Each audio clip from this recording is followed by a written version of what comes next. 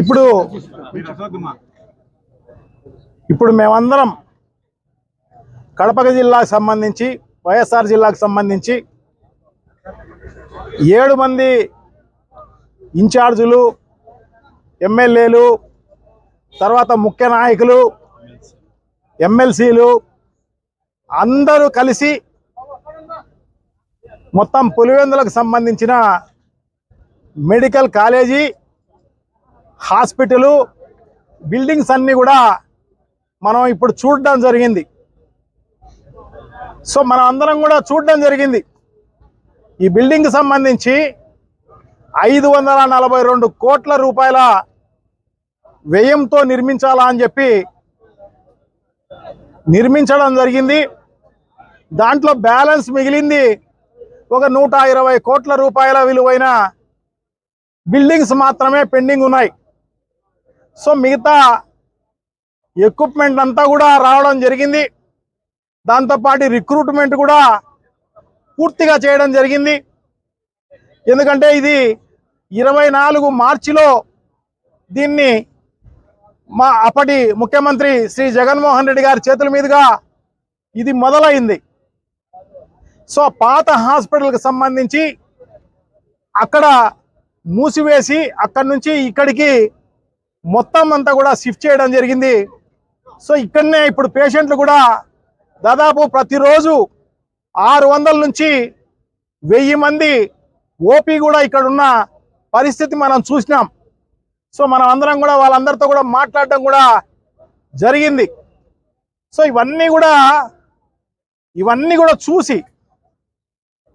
కూడా చూసి ఎందుకంటే చూసినా కూడా కళ్ళున్న కబోదిలాగా, అంటే వాళ్ళకేమో కళ్ళున్నాయి, ప్రజలందరినీ కబోదులను చేయాలన్న ఉద్దేశంతో ఆ రకంగా ఎమ్మెల్సీ గారిని పంపించి రామ్ గోపాల్ రెడ్డి గారిని ఆయన ద్వారా ఇదంతా కూడా బ్లఫ్ చేసే కార్యక్రమం, మోసం మళ్ళీ చేయాలి, ప్రజలకు అబద్ధాలు మళ్ళా చెప్పాలా అని చెప్పేసి ఈ కార్యక్రమం అంతా కూడా చేసిన పరిస్థితి ఇక్కడ ఏమీ లేదు అని చెప్పి. సో ఇది ఇంకా 120 కోట్లకు సంబంధించిన ఇంకా బిల్డింగ్లు దాదాపు 70%, 80%, 90% కొన్ని రంగులు మాత్రమే పెండింగ్ ఉన్న పరిస్థితి మనం చూసినాం. సో అవన్నీ కూడా ఎందుకంటే ఇది 5 ఏళ్ల కాలం చేయాల్సిన ప్రాజెక్ట్, ఇది ఒక్కసారి చేసేదేం లేదు. సో ఒక్కసారి ఎందుకంటే ఎన్ఎంసీ ఇది నేషనల్ మెడికల్ కౌన్సిల్ వాళ్ళు పర్మిషన్ ఇచ్చినారు అంటే వాళ్ళ మొదటి సంవత్సరానికి సంబంధించిన ఇన్ఫ్రాస్ట్రక్చర్ అంతా కూడా ఉంటుంది అని చెప్పేసి వాళ్ళంతా కూడా పర్మిషన్ ఇవ్వడం జరిగింది.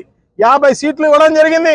ఈ చేతగాని ప్రభుత్వం, ఈ దద్దమ్మ ప్రభుత్వం ఇదంతా కూడా ప్రైవేటు వ్యక్తులకు అందరికీ అమ్మేయాలన్న సదుద్దేశంతో దాన్ని అంతా కూడా వాళ్ళు ఇది వద్దు అని చెప్పేసి ఒక ప్లాన్ ప్రకారం ముందుగానే చెప్పిన పరిస్థితి అన్నమాట. మాకు సీట్లు వద్దు అని చెప్పేసి చాలా దారుణం. ఎవరైనా కూడా సీట్లు తెచ్చుకునే దానికి ప్రయత్నం చేస్తారు ఇంకా ఎక్కువ. ఎందుకంటే ప్రభుత్వం గ్యారంటీ ఇచ్చింది అనుకోండి, మేము ఇవన్నీ కూడా ఈ టైంలో పూర్తి చేస్తాము అంటే 50 సీట్లు కాదు కదా, 150 సీట్లు తప్పకుండా వచ్చి ఉండనమాట. సో అది వదిలేసేసి ఉన్న 50 సీట్లు కూడా తీసేసిన పరిస్థితి మనం చూస్తున్నాం. మనం ఇక్కడనే చాలా అనంతపూర్ కాలేజ్ చూసినాం, అలాగే కర్ణాటకలో చూసినాం, మిగతా హైదరాబాద్లో చూసినాం. ఇవన్నీ కూడా చూడడం జరిగింది.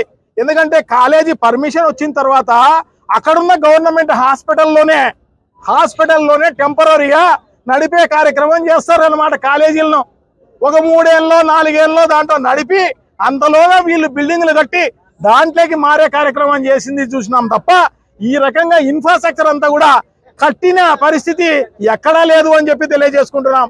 ఎందుకంటే జగన్మోహన్ రెడ్డి గారు కేంద్ర ప్రభుత్వాన్ని ఒప్పించి, ఎందుకంటే జిల్లాకు ఒకటి మెడికల్ కాలేజీ ఉండాలి, మెడికల్ కాలేజీ ఉంటే దానికి సంబంధించిన సూపర్ స్పెషాలిటీ అన్ని ఫెసిలిటీస్ అన్ని వస్తాయి, వచ్చినందువల్ల ప్రజలందరికీ మేలు జరుగుతుంది అని చెప్పేసి వైద్యం వాళ్ళ చేతికే వాళ్ళ ముందుకొచ్చే విధంగా చేసిన ఘనత మా జగన్మోహన్ రెడ్డి గారిది, అప్పటి ముఖ్యమంత్రి గారిది. చాలా దూరదృష్టితో ఆలోచన చేసి అవన్నీ కూడా పెట్టిన పరిస్థితి మనం చూసినాం అన్నమాట. ఎందుకంటే ప్రజలకు అందుబాటులో ఉండాలి వైద్యము, అది నాణ్యమైన వైద్యం ఉండాలి అన్న ఉద్దేశంతో పెట్టిన పరిస్థితి అన్నమాట. సో అటువంటి దాన్ని ఈరోజు ఈ రకంగా ప్రైవేటు వ్యక్తులకు అందరికీ అమ్మే కార్యక్రమం ఇది ఒకటే కాదు, రాష్ట్రమే ప్రభుత్వానికి సంబంధించిన అన్ని ఆస్తులు అమ్మే కార్యక్రమమే చేస్తున్నారు. తప్పకుండా గుర్తుపెట్టుకోవాల్సిన అవసరం తప్పకుండా ఉంది. భవిష్యత్ తరాలు ఖచ్చితంగా ఆలోచన చేయాల్సిన అవసరం తప్పకుండా ఉంది. ఎందుకంటే ఈ ఆస్తులు ప్రభుత్వ ఆస్తులు అంటే ఇది ప్రజలకు సంబంధించిన ఆస్తులు. ఈ ఆస్తులను కాపాడుకోవాల్సిన బాధ్యత ఈ ప్రజలకు మాత్రమే ఉంది అని చెప్పి తెలియజేసుకుంటున్నాను అన్నమాట. సో తప్పకుండా అందరూ పోరాడాల్సిన అవసరం తప్పకుండా ఉంది. ఈ ప్రైవేటైజేషన్ అనేది ఇక్కడ కాదు, దీనికంటే ముందే దానికి అమ్మే కార్యక్రమం చేయడం జరుగుతుంది. టూరిజంకు సంబంధించి దాదాపు 20-30 వేల కోట్ల రూపాయలైన ఆస్తులన్నీ కూడా అమ్మే కార్యక్రమానికి శ్రీకారం చుట్టడం జరిగింది. టెండర్లు కూడా పిలవడం జరిగింది. పోర్టులను అమ్మే కార్యక్రమం చేయడం జరిగింది. అన్ని రకాలైన ఫిష్కు సంబంధించిన ఫిషింగ్ హార్బర్లను కూడా అమ్మే కార్యక్రమం చేసిన పరిస్థితి. అదే కాకుండా పాలకు సంబంధించి గతంలోనే హెరిటేజ్ అనేది ఆయనకు ఉందని చెప్పేసి మొత్తం పాల ఉత్పత్తినే దాన్ని అడ్డుకున్న పరిస్థితి మనం చూసినాం. మనం పాల శీతలీకరణాలని అన్ని కూడా బలహీనం చేసిన పరిస్థితి గతంలో చూసినాం. ఆర్టీసీని అమ్మే కార్యక్రమం మనం చూసినాం అన్నమాట. సో ఇవన్నీ కూడా ప్రైవేట్ కన్నీ అమ్మేసే కార్యక్రమంలో భాగంగానే ఇన్ని చేయడం జరుగుతోంది. మళ్ళీ ముఖ్యమంత్రిగా 74-75 ఏళ్ల వయసులో ఆయన ముఖ్యమంత్రి చేసింది ఏంటి అంటే ఈ రాష్ట్రాన్ని అమ్మే కార్యక్రమం అన్నమాట. ఇది లాస్ట్ చివరి అన్నమాట ఇది. సో లాస్ట్ ఇయర్ వేసుకుందామని చెప్పేసి ఈ రకంగా చేసిన పరిస్థితి మనం చూస్తున్నాం అన్నమాట. అంటే ఇంతకుముందు లక్షల కోట్లు సంపాదించినారని చెప్పేసి చెప్తూ ఉంటారు చంద్రబాబు నాయుడు గారిని.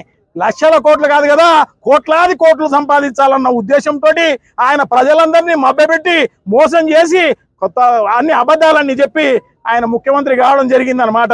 ఎందుకంటే ఇవన్నీ అమ్ముకోవడానికి కోసమే అని చెప్పేసి తెలియజేసుకుంటున్నాం.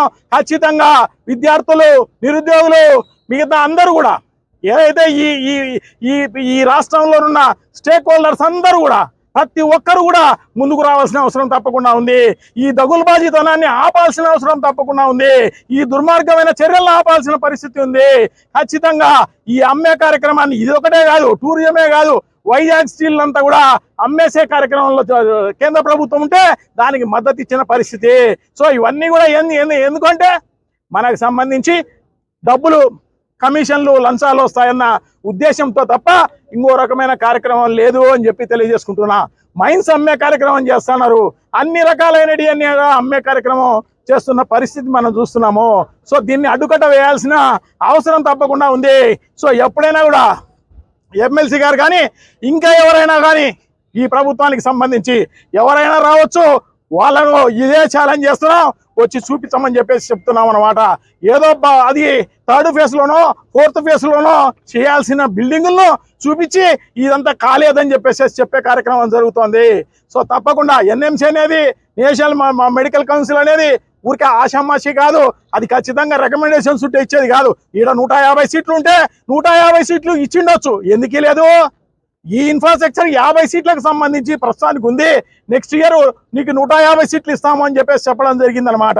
అంటే ఈ ప్రజలకు సంబంధించి లాస్ట్ ఇయర్ 24-25 సంబంధించి 50 సీట్లు, ఈ సంవత్సరం ఇంకొక 150 సీట్లు, మొత్తం 200 సీట్లు ఈ ప్రజలకు మనం ఇవ్వలేకపోయే కార్యక్రమం జరుగుతోంది.